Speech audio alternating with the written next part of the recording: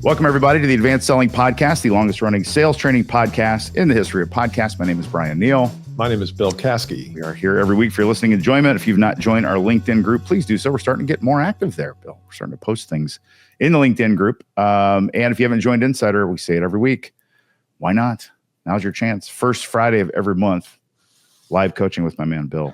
And it's great people in there, too. It's a great group. Yeah, it's a good group of people. We had a good session last Friday, which was our June session, on how do you leverage your assets. You know, we all sitting on this mountain of assets, and not financial or real estate, but personal assets, our lists, our know-how, our knowledge, and we had a great session around that. So if you do want to join, go to advancedsellingpodcast.com/insider. You will get access to the 3 prior months of training. So if this topic appeals to you, once you enroll, you'll get access to that. So I love that.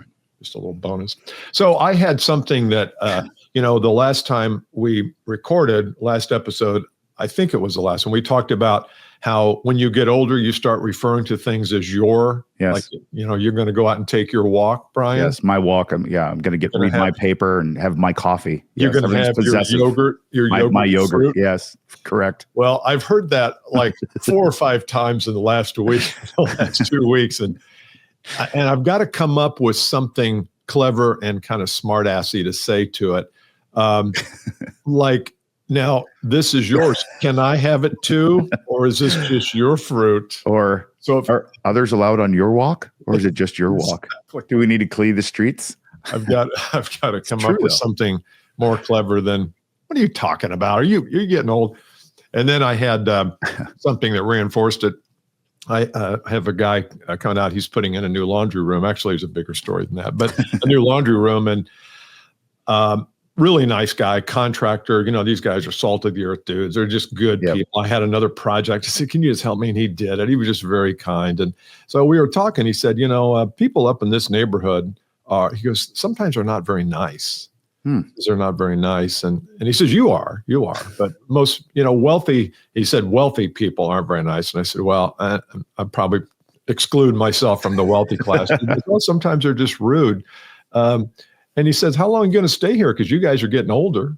I'm like, well, we have a modest house. I mean, it's a nice house. It's a great house. It's not 10,000 square feet. It's 4 or 45. But we have no trouble. I'm not crawling up the stairs at night. I'm not buying one of those wheelchair things that go up the stairs. But and then he kind of caught himself and he said, oh, no, I didn't mean you were old. But, I said, well, you kind of did. Stop talking for a minute. Reel that one back, big guy. All right. But it's nice. He's just talking from his heart, right? He was. And he's probably right. He said, poor people are nicer to him than wealthy people. Yes. And I said, okay, I can see how that could happen. But I said, I didn't coach him. He wasn't hiring me to be a coach. But he's got a little issue there with his I'll have to remember that. That's a good little check. Like how you treat your service providers. That's a good little look in the mirror. Yeah. I try to always treat them really nice. I buy them lunch. They're at my house. I'll grab them Jimmy John's or something like that to take care of them like that. It's not. Yeah, that's right. I'm waiting for the older comment. I've got another thing about that. We'll talk about it next time. Okay. Okay. We got a guest today. We have a guest. Now, Bill and I get hit up for guests all the time. And we told our guests this. And usually we say no. And then we go out and handpick our own guests. We made a joke that if this guest had reached out to us directly, we probably would have said no. But he didn't. We reached out to him. So today's guest is probably the most unique background guest, I'd say. He's an accounting professor. Kevin Koharki is a professor of accounting at Purdue University. I'm an IU guy. He's a Penn State guy, though. He's going to tell you a little bit about his background. But Kevin came and found a little niche in teaching salespeople how to talk about all things financial, especially as in terms of like the accounting side and what CEOs and CFOs look at.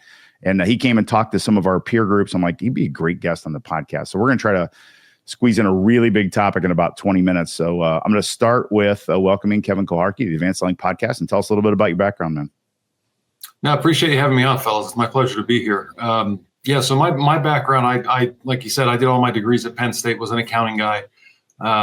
Went into investment banking for a little bit, was at Morgan Stanley and then a private company helping them on their deal team. So I've been in a roundabout way training people in finance for years. And then probably about 17 years ago now, I got the itch to become a professor full-time. Did that, was at Washington University in St. Louis for 4 years before Purdue gave me tenure. And then about 4 years ago, I kind of fell into this niche, like you said, of just training employees at kind of all levels throughout the organization in basic financial acumen. I got kind of lucky in that the CEO of a major aerospace and defense contractor contacted me and said he needed some help with this with his employees. And long story short, now they fly me around the globe for it. So I quickly realized this was not the only business that needed this, and found out that I'm half decent at it. So that's one of the things I love doing, and that's obviously how we got connected. It's going to be half decent at something, because once you get full decent, man, you know, it's too much pressure on full decent. Then I'm really going to be running. You're in trouble for sure. Then you'll be reaching out to people and they won't podcasts. Totally. Stay small, man. Stay small. No, I'm kidding. So yeah, let's just start with, and the context that I think is good for our listeners. You know, I told you 80% of our listeners are salespeople, 20% are sales leaders, good for both. At some point, if you sell anything B2B, there's a financial component to the decision on the buyer's side. So just give us a really quick view of when we leave the process. So we've been through, when we talked to everybody and done the things, what are the considerations in terms of investment that the buyer, CFO or CEO are going to go through as they're thinking about whether they want to spend money with me or one of our listeners? Yep. No, you're dead on. So the way I always think about it with sales teams is, you know, a lot of times the customers are going to say, look, I'm pretty sure your product works. It might be the best in the market, things like that. But I need to understand a couple of things. Is it going to either A, increase my revenue, and or B, decrease my costs? And then, of course, C, what kind of return am I ultimately going to get if I buy your product or your service or whatever it is? In other words, how is it going to help my profit and loss, my P&L? And if you're a CEO and a CFO and you're not asking those questions, I'd be surprised. And if you're a sales rep not thinking about that while you're talking to your customer, I honestly don't know why they want to buy your product, because at the end of the day, that's what they're mostly worried about, is growing their P&L, growing their cash flow. And so you need to think about these things when you're talking to your clients. It's really good. Take that then a step further, because I would argue, Bill, validate me here, most salespeople that Bill and I come across are not degreed accounting people, most of them. And so when you say the word P&L, they think they kind of know what that is, but not really. So I'm trying not to say dumb it down. I'll dumb it down for me. If you're simplifying, is that a better way? Simplifying. Yeah. If we're simplifying P&L accounting speak for a salesperson who may not have gone to business school, but they still need to talk about this, what are some small, little, easy to understand ideas or concepts they can present or talk about in a very simple way to a buyer? Yep. Key things right off the bat are something called the gross margin, if you will, or very simply, how many pennies per dollar of sale are we keeping after we account for the cost of manufacturing the product or providing the service? So if you think about building a Ford F-150, let's say, right, and total cost all in is $20,000, and you're going to sell that thing for $30,000, well, then you're keeping 10 grand. You're keeping $10,000. All right. Well, 30,000 was your sales price, so 10,000 over 30,000 is 33%. Now, you haven't paid the CEO, you haven't maybe even paid the sales team yet, but you have paid for all the material to build the truck, all the people who are directly involved in making the vehicle. And so that's essentially your gross margin. It accounts for that cost of production. Now, after that, what your CFO and CEO are going to think about is something called operating margin. Now, this is after we account for all the costs that go into running the business, paying the CEO, paying the accounting staff and the finance people, all that.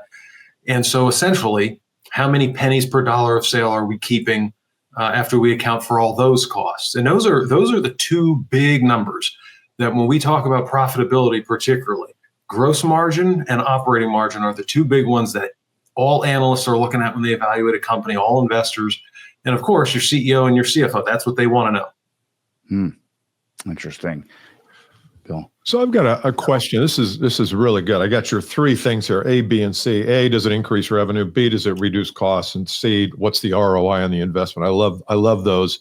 And then I start to think, okay, well, how does a person get to that? How do they get to this increased revenue? Because in my world, when I coach people, I always say that the customer has a decision to buy or not to buy. I mean, sometimes you might buy half, but to buy or not to buy. To buy means they're going to take money out of their pocket, give it to you. To not buy doesn't mean it doesn't cost them, because there might be a tremendous economic penalty not to buy.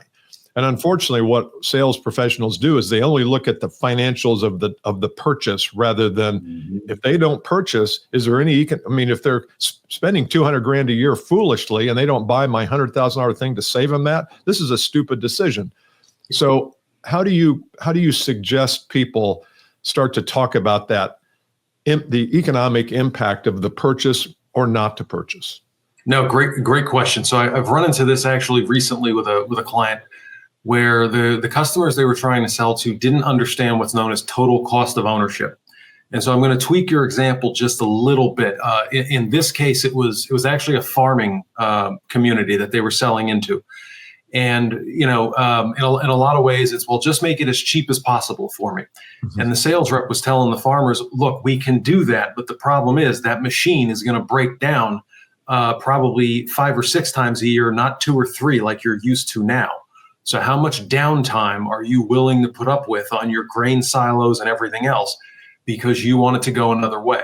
Yeah. Well, this is the same thing. If they're not buying, right? Let's say they're not taking advantage of the upgraded maintenance or service package, then things are going to start to break down on them. And now you got replacement parts, downtime, all this other stuff, and it just starts to add up. So what I always try to tell sales teams to do is you have to make people understand that the total cost is not when they purchase something per se. Mm-hmm. It's what is the total cost of ownership over the life of this product. And in a lot of ways, once people realize, oh, wait a minute, if I go the cheaper route or no route whatsoever, I don't buy at all of a sudden my throughput, if you will, is gonna go down by 33%. And then you start to model that out and say, wow, this is going to kill my cash flow. It's going to kill my ability to service my customers or make my shipments on time or whatever it is. And that's kind of how people need to think about these decisions. Yeah, I think one follow-up here, and then Bryan, I'll turn it over to you since you have better questions than I do. True. I love that total cost of ownership. In certain cases, that in most cases is probably applicable. In some cases, like if it's on a machine, if it's a software service, it might not fit. But there's always what's the cost to doing it and what's the cost to not doing it, as we said before.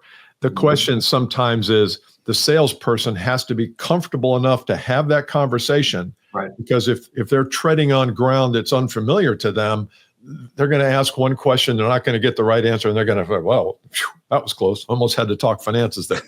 So how do you recommend them getting of the right mind and getting in the right state of mind so that they can have these conversations intelligently and openly?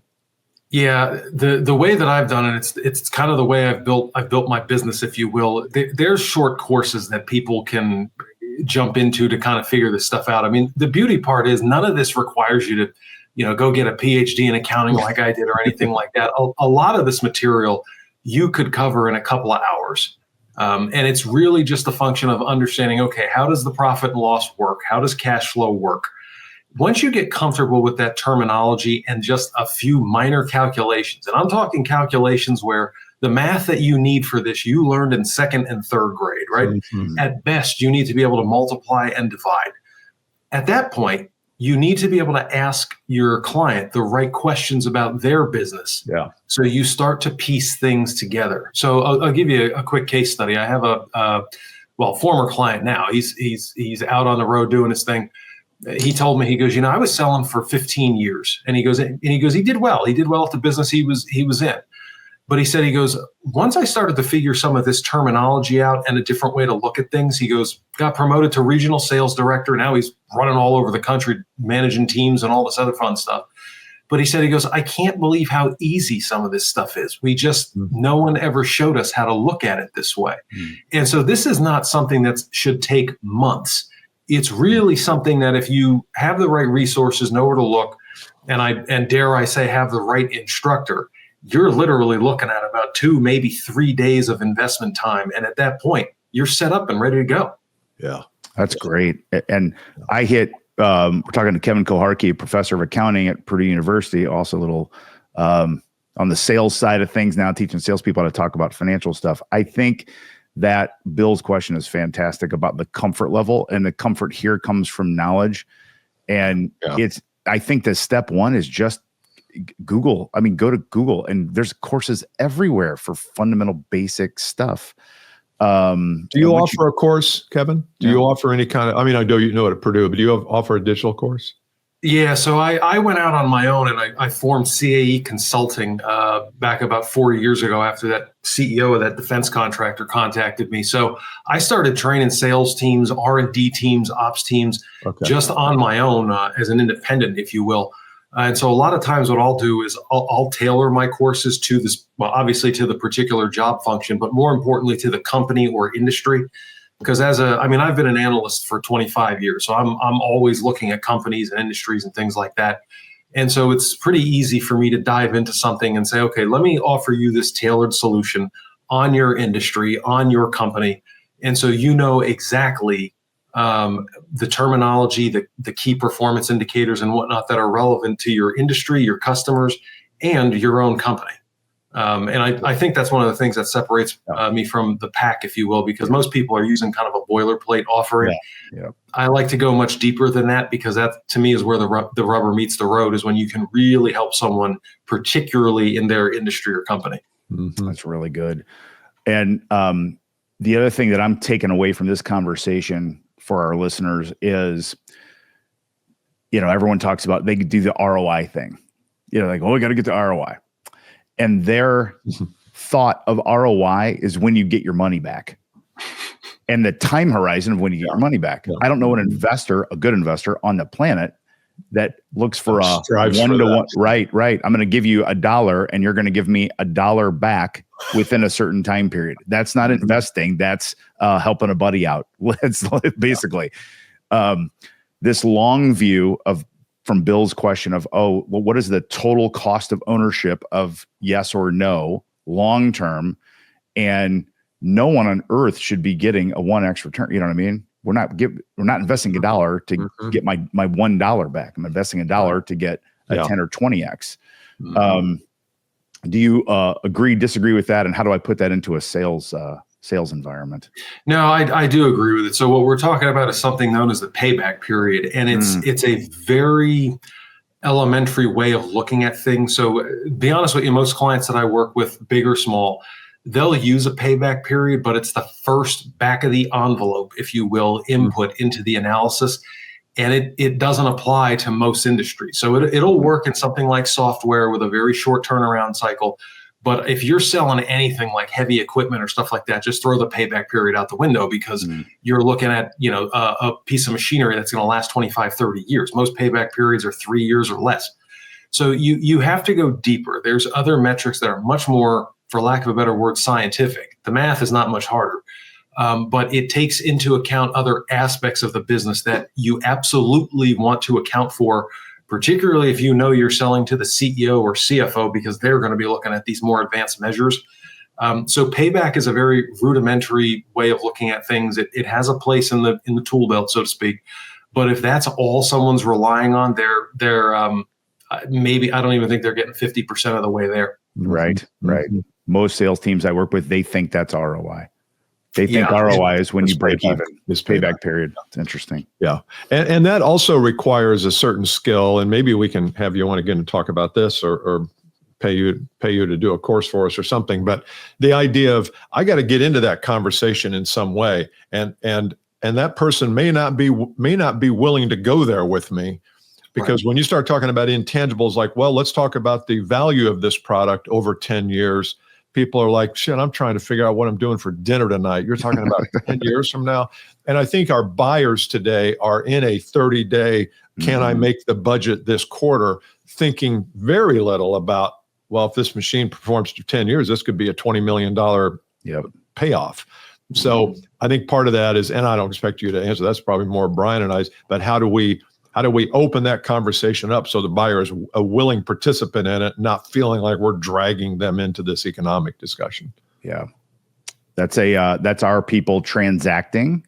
They're transacting and they're chasing the month and the quarter bill. And I just did a podcast on that. And when you do that, you simply think of the transaction. Then you think about the price of the thing. Then I discount. I don't think at all about total cost of ownership and all the things you mentioned. Yeah. And I think a lot of times we get into this, we use this word justify. Well, how does the customer justify the cost? And it's like, that's a terrible way to think about it, because it's a small, we're dealing with the smalls when we talk about that.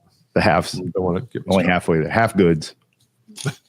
So a couple of my clients have reached out to Kevin to have him do some work for them. So Kevin, if a listener is sitting here thinking, oh my gosh, I could totally use a dust up, dust off, or a new course or some consulting on how to get my sales teams to learn how to talk about the financial side of a sales deal, how do they get a hold of you? Yeah, so obviously on LinkedIn, that's easy enough. My website is www.caecoach.org. It stands for Capital Allocation Enhancement. So caecoach.org. You'll find cell phone number on there, email. So kevin.koharki@caecoach.org. It's Koharki because nobody gets that right. No, I was going to say for sure. In 43 years, nobody seems to ever get that correct. But and I'm easy to find, obviously. And at that point, just reach out. I'm always happy to talk. On your last point, it was interesting when you said justify the investment, because you use those exact correct words.